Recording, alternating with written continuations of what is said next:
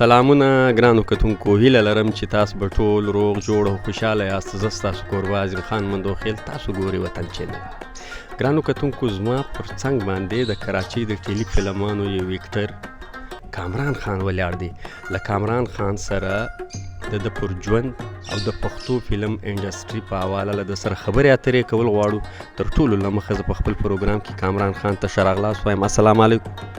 وعلیکم السلام. عظیم بھائی، تاسو څنګه یې؟ ښه جوړې برابرې؟ الحمدلله ډېر ښه. ته څنګه یې؟ ژوند څنګه دی؟ شکر دی. په ټیک ټاک ستاسو چینل ډېره مننه. تاسو پرې دومره سختو حالاتو کې زموږ خواله ډرامې ریکارډینګ ته راغلی، ستاسو ډېره یو جهان مننه. کامران خان دا ماته ووایه، پښتو فلم انډسټري د وړوکي اختر دپاره 4 فلمان کتونکو ته ورکوي. دا 4 سره فلمان به د کراچۍ په ښار کې څنګه لګوي؟ فلمونه خو چې کم 4 واړه جوړېږي نو انشاءالله چې د یو بل نه به ښه جوړېږي، او هر ډایرکټر او هر پروډیوسر هم دا سوچ کوي چې موږ ښه نه ښه فلم جوړ کړو، او انشاءالله چې فلمونه به 4 واړه په کراچۍ کې هم لګي. یو به په لنډي کې لګي، یو په صدر کې، یو به دلته صدر کې به 2 لګي، یو به مسرت سلیما لګي. فلمونه به 4 واړه لګي، کم چې هلته لګي به ټول دلته هم لګي. پښتو فلم انډسټري په دا 2 میاشتو کې دننه نوي فنکاران پښتو فلم انډسټري ته راغلو. ته د نوو فنکارانو په حواله څه وایې چې پښتو فلم انډسټري د نوي فنکارانو ته ځای ورکړي که دی نه کړي ورکړي؟ نیره په کار خو دی چې نوي فنکاران، نوي آرټسټان، نوي جنکۍ او راشي نو ښه خبره ده، ولې چې ټول عمر خو به دا زاړه اکټران نه وي که نه. ګوره که پخوا تاسو وګورئ نو بدر صاحب و، نعمت صاحب و، اصف خان صاحب و، جمیل بابر و، بیدربخ و، داسې ډېر اکټران دي چې اوس مانې نومونه هیر دي. نو هغه خپل یو ټیم و، نو داسې هغې نه بعد چې وګوره شاهد خان رالو، ارباز خان رالو، جهانګیر، عجب ګل صاحب، نو داسې په قطار په کار دی چې اوس د دې خلکو په ځای اوس داسې نور نوي خلک راشي نو ښه خبره ده. ټول عمر خو به یو انسان نه چلي که نه. پښتو فلم انډسټري ته په کم نظر ګوري چې دا د ترقۍ پر خوا روانه ده که بیرته د تباهۍ خواته روانه ده؟ یاره انشاءالله چې پښتو انډسټري به ښه روانه شي، خو چې زمونږ په ښارونو کې سلیماګانې وړې جوړې شي، زمونږ نوي آرټسټان راشي، چې زمونږ سره سلیما لینډي که نه، مونږ سره سلیماګانې په ښارونو کې، نو انشاءالله چې زمونږ پښتو فلم به نور هم مخکې شي. اوس ته وګوره په کراچۍ کې څه وخت کې 25 سلیماګانې وي، اوس په شمار باندې د پښتو 3 سلیماګانې پاتې دي. نو چېرته 25 او چېرته 3 څومره فرق شو؟ ډېر فرق.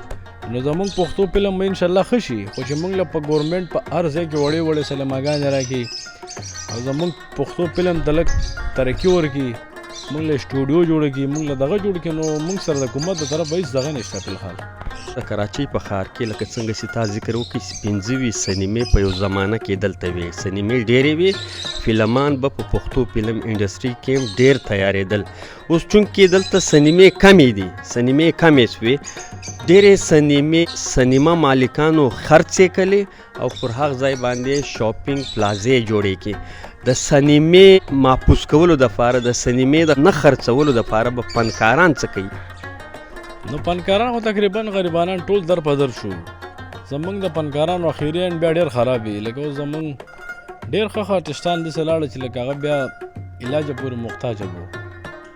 نو زمونږ د که دې حکومت زمونږ د فنکارانو سره څه نه څه امداد یا څه دغه کوله نو موږ فنکاران به شرط هم نه خوارېدو، خو نشته زمونږ د پاکستان کې لکه هېڅ حکومت هېڅ چا سره هم دغه نه دی کړی اوسه پورې. ستاسو فنکارانو په خیبر پښتونخوا کې یو تنظیم جوړ کړي، آرټس فیډریشن. په هغه آرټس فیډریشن کې ټول فنکاران یو ځای ته غونډ کړل. ته څه وایې چې دا فیډریشن به د فنکارانو دپاره د خیر سبب وي او که به نه وي؟ انشاءالله دا به د فنکارانو دپاره د خیر سبب وي، خو چې زمونږ د فنکارانو خپلو کې اتفاق وي او چې کله موږ سره د حکومت لږ ساته وي، انشاءالله چې دا فیډریشن به نور هم مخکې چلي. تاسو دلته د کراچۍ په ښار کې داسې فیډریشن ولې نه جوړوئ؟ نو زمونږ په کراچۍ په ښار کې پښتو زیات دومره دغه نشته که نه. دا خو ما درته وي چې د پښتو دا ډرامې دلته هر څه ختم وو. دا خو موږ یو څه وخت کې ډرامې شروع کړې نو د هغې نه سلسله روانه وه، ګنې ته راواله وګوره تېر شوي 5-6 کاله ختم هر څه ختم شوي دي. ما تا ته ووایي چې په کراچۍ کې 25 سلیماګانې وې، اوس خبره 3 ته راله. که زاړه فلمونه ته راواله په کال کې به 18 20-22 فلمونه جوړېده. اوس په ثابت کال کې یا 15 فلمونه یا 6 فلمونه یا 4 فلمونه، نو دې ته خبره پاتې ده. اوس ستاسو د کراچۍ په ښار کې ډایرکټران بیخي کم دي. دا په اول ځل یو ډایرکټر زه وینم، ګلزار عابد صاحب، چې واقعي دا کس په ډایرکشن باندې پوهیږي. تاسو هغه ټیم په ډرامه کې کار کوئ کم ټیم چې ګلزار عابد صاحب کراچۍ ته راسي، نو له تاسو سره په کراچۍ په ښار کې نور داسې ډایرکټران نشته؟ موږ سره د کراچۍ په ښار کې ډایرکټران ډېر غټ غټ دي، خو د هغو خیالات او سوچونه هم ډېر غټ دي، او هغه وصیت بیا زموږ سره نه وي. موږ په خپل بجټ کې په خپل یو موټ کې هغه کار کوو چې کوم موږ کولی شو. یعنی څومره وس وي، څوري جیب تاسو ته اجازت درکوي، دومره کار کوي. بالکل موږ دومره کار کوو چې څومره د موږ په لیمیټ کې.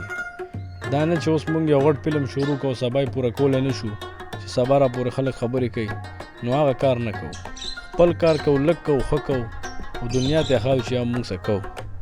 نن ته د یو ډرامې پر سیټ باندې ولاړ یې، د دې ډرامې نوم څه دی؟ په دې کې کم کم فنکاران د خپل فن مظاهره کوي؟ دې ډرامې نوم دی سوره ناوې، او د دې نه مخکې موږ یو ډرامه وکړه، هغې نوم و سوې لوپټه.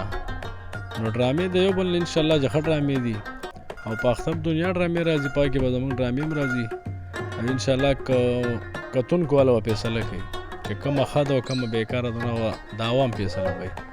تا تر نن تاریخه پورې به تقریبا په څومره ډرامو کې کار کړی؟ یاره تقریبا ما به کړی دغه 17-18 ډرامو کې ما کار کړی. په دې 17 ډرامو کې داسې ډرامه چې ته د هغې ډرامې په ذریعه باندې پښتنو پېژندلی؟ ډرامې خو خیر مونږ ډېرې کړي، جهانګیر صاحب سره مونږ کړی وې لاهور کې. هغه ټیم د ډرامو یو دور و، او خو هغه ټیم مونږ بهرحال دومره توجه نه وه. اوس چې کومې ډرامې کوو دا انشاءالله ښه دي. دې نه مخکې مونږ بدنصیبه مور کړې وه، رشتې په اسمانونو وه او مجبوري وه، نو ډرامې د یو بل نه ښه دي. مونږ چې کله هم عوام کتلي دي، نو خدای شته ښه ریسپانس راغلی د هغې. تاسو یوه ډرامه تر دې له مخه جوړه کړه سوې لوپټه. په سوې لوپټه کې ستا کرکټر څه و؟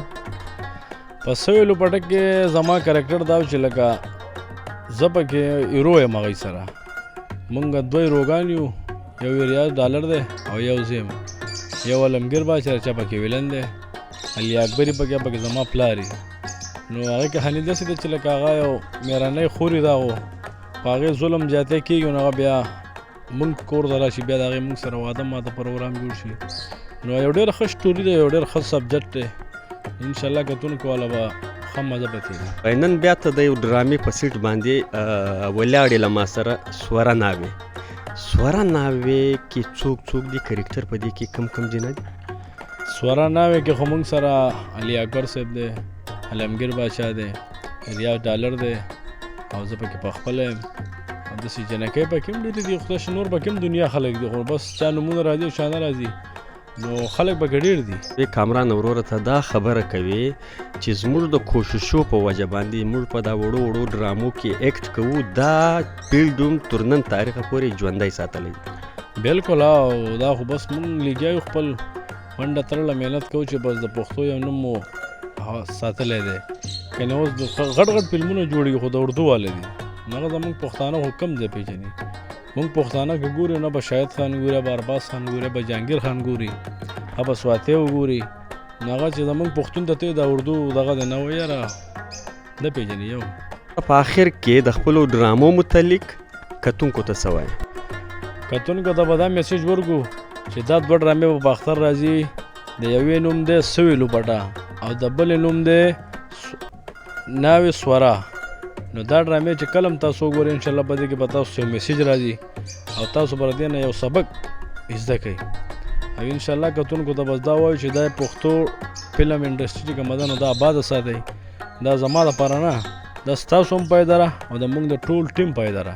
ډېره ښه خبره یې وکړله ګرانو کتونکو کامران صاحب، چې پښتو فلم انډسټري ژوندی ساتل دا د ستاسو کار دی، زما ستاسو او د ټولو پښتنو کار دی چې دا صنعت دا فیلډ موږ ژوندی وساتو.